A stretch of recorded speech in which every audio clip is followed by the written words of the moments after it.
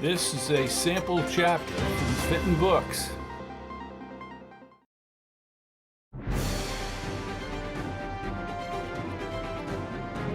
The Butterfly and the Deadly Storm. Chapter 18. Ritter extricated himself from the white stretch limo. He stepped in front of the Radisson's columns in the lobby south of Plymouth, Massachusetts. The old wayside had been replaced with a stony-grained three-story hotel on the beach. Nick Rizzo waddled in his black trench coat across the asphalt lot. Ritter hurried over to meet him. He stuttered as his forehead lines tightened up to his crew cut. "Got big problems, Conrad. Big problems." "I don't want to hear about any problems, Nick. This used to be the wayside." "Well, you better listen about this one. Alexei just left me a message."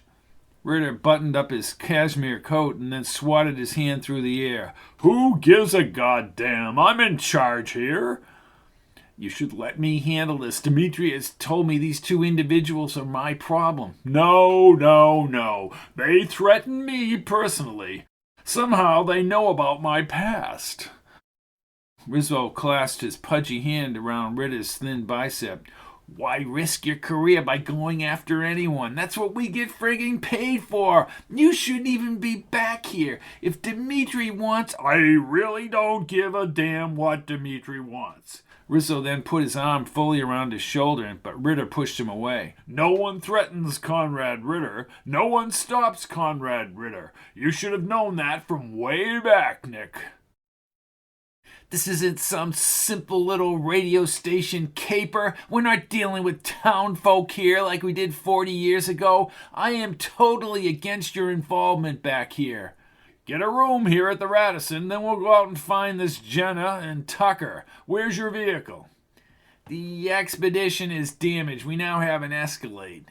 Ritter's cell phone sounded. He fumbled with the phone and finally pulled it from his pants pocket. "Ritter?" Dmitri spoke firmly and direct. "Where the hell are you?" Ritter said nothing for at least 10 seconds. "You let me worry about that." "You stupid dumbass. What the hell do you think you're doing?" "Mind your own business, Dmitri." "Where are you?" "I don't need to have you shaking me down." Ritter's dark eyes opened wide and he pinched the bridge of his nose. "I'm going to have security on you 24/7. "I don't think so. I'm in Plymouth, Dmitri, and I'm going after those bastards." "You're running for governor of Florida, and you're leading a hit squad up there in Massachusetts?" Ritter held out the phone and then barked at him. "I am personally going to kill these sons of bitches and then fly back to Orlando, so Dmitri, screw you." He cut off the line, but it rang back almost immediately. "You better answer it," said Rizzo. "You don't understand, Nick. We're going to find Jenner and Tucker and do what we did to Billy and Shane." Tucker had parked the van in an extended rows of cars in a plaza by the highway. He checked his analog watch as he gripped the steering wheel. "Are you sure she knows we're here?" "She was only up a few exits before she went to the rental car place." Catherine looked back to the car lights, continuously appearing over the highway bridge. "Eventually they'll find this van, Tucker. By then we will have contacted Roz's DEA agent." She nodded, then her cell phone rang. Roz's name flashed on the screen. "It's her. Roz, where are you?" "Right here, kid." Catherine turned. Roz sat in a bright yellow Mustang. The side window went down and a broad smile filled her face. "How do you like the Mo Sheen?" "Can you handle it?" "That's what they all ask," she said, and Tucker chuckled. "What did Stu say?" asked Catherine. "Oh, he's out somewhere. I have 2 calls into him." "We need to get to his contact fast," said the low-voiced Tucker. "I can't see you, Tuck, but I can hear you. Let's get to a hotel and I'll try Stewie again." Tucker looked at Catherine. "Just call me Tuck." Tucker stared out the window across the parking lot as Roz continued to eat the pizza he had ordered earlier. He paid cash for both motel rooms near the plaza off of Samoset Street. After midnight, Roz was assured that her government contact would call her right away. "What do you think, Tucker?" asked Catherine. "I'd say we have a 24-hour max window here, people. That's okay. He turned and pulled out his Tipperillos. I need a smoke. You haven't touched your pizza, Tuck, said Roz. Tucker grinned. She wants that pizza, Catherine. Can I? Go for it, he said, and he opened the door. You want any pizza, Catherine Marie? She watched the door slowly close. No, I'm all set, Roz. Let me tell you something. That is one determined dude. Tucker? Catherine? Of course, right. Sorry. We're in this thing so deep, Roz. Well, I talked to Sakalatita yesterday afternoon. This whole thing is part of Brahma's day. Brahma blends the soul of a particular body, and that's what's happening here. There is another nature, eternal and transcendental to the manifest and unmanifested matter. It's supreme, and it's never annihilated. Roz, what the hell are you talking about? You saw Sakalatita because he manifested himself on the same spiritual plane with Shane and Billy. I just think I'm plain nuts. He told me that eternal justice will transcend the mundane. That's what he said. I'm all for that. Maybe this DEA guy will take care of all of this. Roz thought as she looked out the door. Go out there with him, Catherine. He's your type. Well, he's not my type, Roz. We'll see, she said, stuffing another slice of pizza into her mouth. This is good. I never met a pizza I didn't fall in love with. Catherine, grinning, tightened the belt over her white sweater and pushed open the door. Tucker, Tipperillo in his right hand, stood at the end of the overhang and stared at the plaza parking lot. The cool breeze picked up and chilled through the sweater. He glanced at her over his shoulder. They descend upon that van, and then they're on to us. And they probably never think we'd be standing 300 yards from the van. You ever play poker, Catherine? He raised his left brow, and with a slight grin he panned back toward the parking lot. At this hour, the van was the only vehicle in the lot. They can't connect the dots unless they've cross-checked Roz is renting the Mustang. That will give us a little time. Well, as soon as Stu's buddy calls Roz, we can move this thing forward. Tucker puffed on the Tipperillo. I don't trust nobody. She folded her arms across her chest. Honestly, Tucker, you're the most cynical man I've ever met. I'm going back inside. Not cynical. I just play it smart. Catherine stretched in the bed as the brightening sun rays framed the drapes. In the next bed, Roz's gentle snoring brought a smile to her face. She crawled across the bed covers and dragged back the corner of the burgundy drapes. Tucker, in his denim jacket, became a mere silhouette in the spreading dawn glow. He smoked another Tipperillo, with his foot propped up on the wooden side rail. She slid into her slippers and pulled her jacket off the chair. As Roz continued her snoring serenade, Catherine removed the brass chain and twisted the doorknob. The cold air jolted her. Tucker, as if he had an extra sense, turned slowly. He dropped the Tipperillo stub to the concrete and squished it with his brown boot. Then he faced the plaza as Catherine approached. You haven't been out here all night, have you, Tucker? I've been out here since 3:30. Even the local cops haven't found the van. It's all by its lonesome in the parking lot. Till the store is open, that is. That surprise you? Nope. But what does surprise me is that old Stu's DEA guy never got back to us. I'm going to make the assumption that he simply bunked in for the night. We're going to head out of here if we haven't heard from him by 10. Orange sunlight surrounded the cranberry van parked next to a discount clothing store's front window. The supermarket's parking lot shadows extended to the far end of the plaza. Catherine smiled when the oversized Roz, in her pink nightgown at the door, blinked her droopy eyes. The cold did not seem to bother her. Catherine Marie, the DEA just called my cell. Tucker turned his ear like a hunting dog in the woods. Well, what did he say? He just asked if we could all get on a conference call with his supervisor in 15 minutes. Tucker squinted and then nodded. Let's do it, but we need to leave this motel, people. Why? Asked Catherine. Intuition. Tucker pointed diagonally across the road to the orange and white donut shop sign near the highway ramp. Breakfast is on me. Roz dipped into the donut box. Catherine grabbed her wrist, shaking her aunt's sparkling diamond bracelet. Roz, how can you wear this thing in public? You worry too much. Tucker seemed concerned, but no longer looking at the plaza parking lot. His coffee steamed from the open cup on the window counter. "What do you see there, Tuck?" "Not much." "A man of many words," said Roz as she smiled at the waitress. "I could use a hot chocolate." "Small, medium, or large?" asked the blonde. "All of the above. Come on, sweetie. Do I look like a small?" Catherine grinned. "Do I look like a medium?" Tucker stood upright and then leaned toward the window glass. "What is it, Tucker?" asked Catherine as she moved away from Roz. Across the street, 5 dark sedans had swooped into the motel parking lot. Half a dozen men with walkie-talkies staked out positions in the lot. "Well, I guess that answers our question," since they triangulated the cell call. Roz grabbed her hot chocolate and hurried over to Tucker and Catherine. "I didn't even think of that." "Call that one, Tucker." Tucker pointed across the street. Local police cars had blocked off the van and officers were all over the vehicle. "Now they've called the Plymouth cops." "That DEA contact was our last hope," said Catherine. Roz sipped on the drink. "I'll be damned." "Now what?" asked Catherine. Tucker alternated glances between the motel and the plaza. "If they found this motel, then they know about Roz's car. I say we get on a bus and head north, as far as we can go." Tucker reached for his coffee. He slowly sipped the liquid. "Let's go."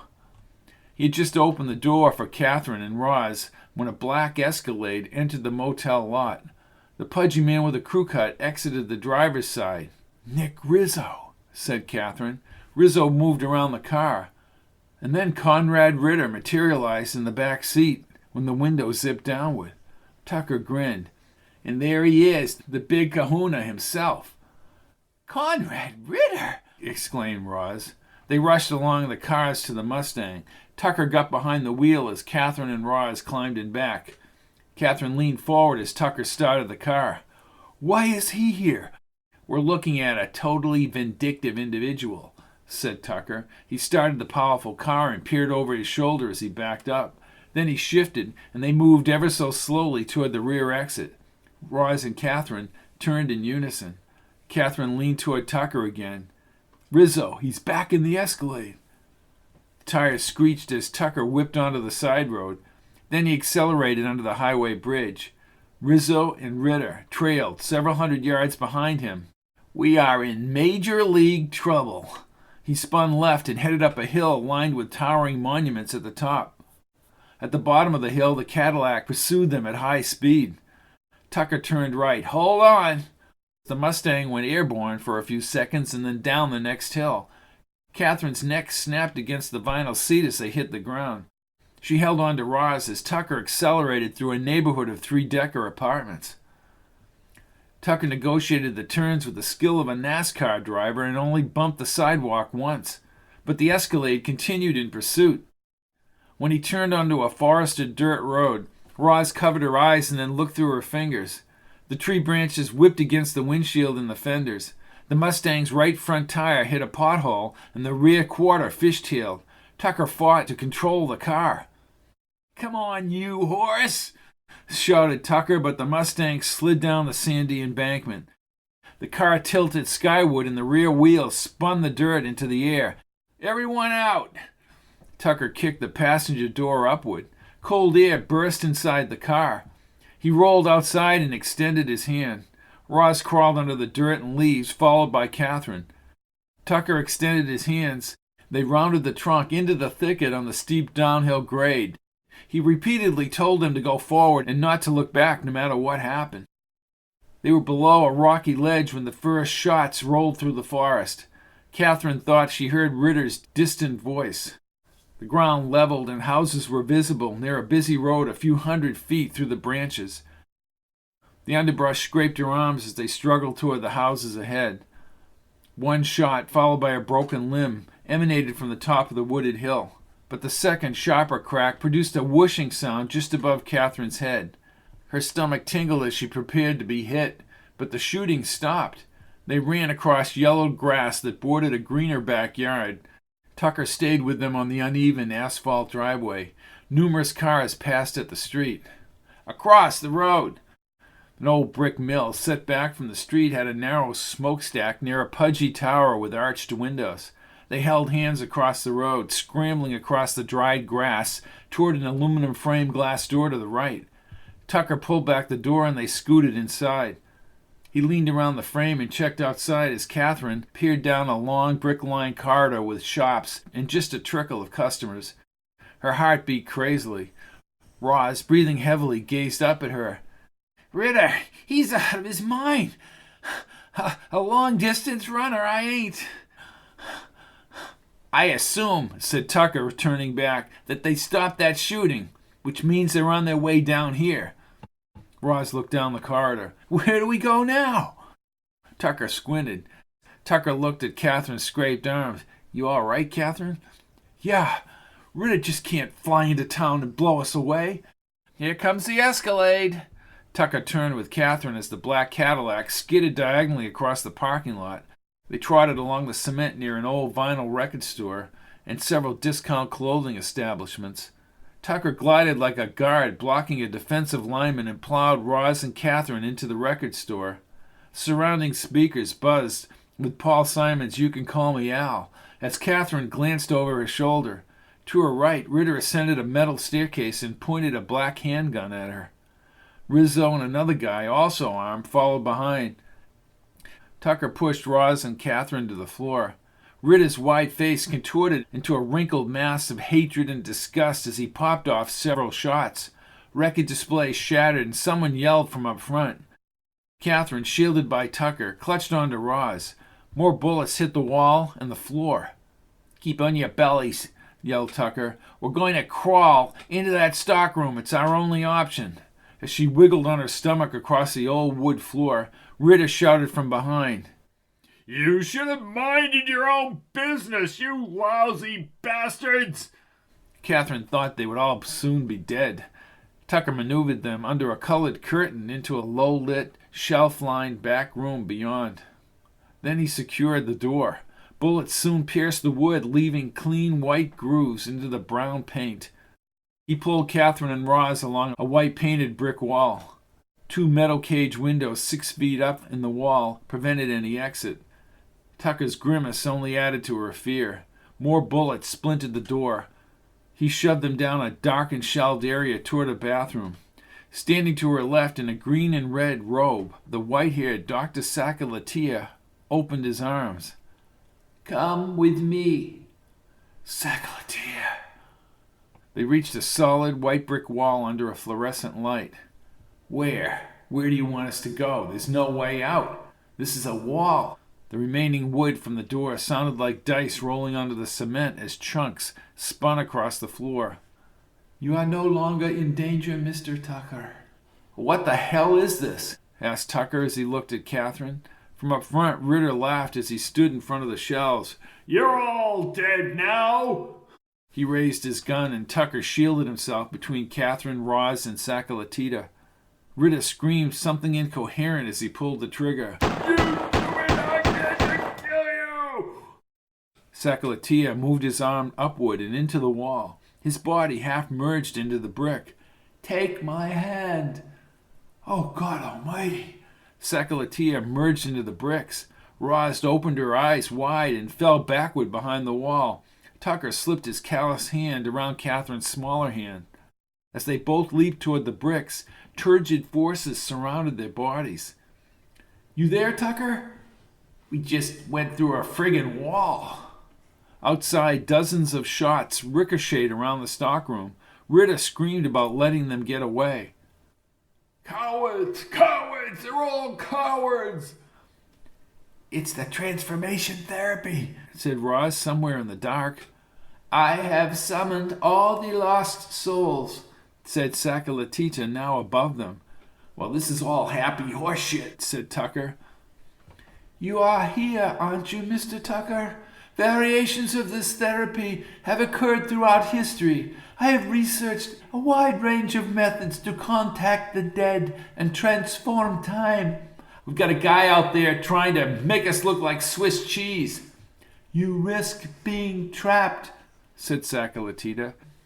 "Physical reality can be transformed by the realm you are entering." Realm? Just get us out of this damn building, said Tucker. Sakalatita's voice reverberated in the dark. I am the facilitator. I am the catalyst. I summon those departed and those so dear.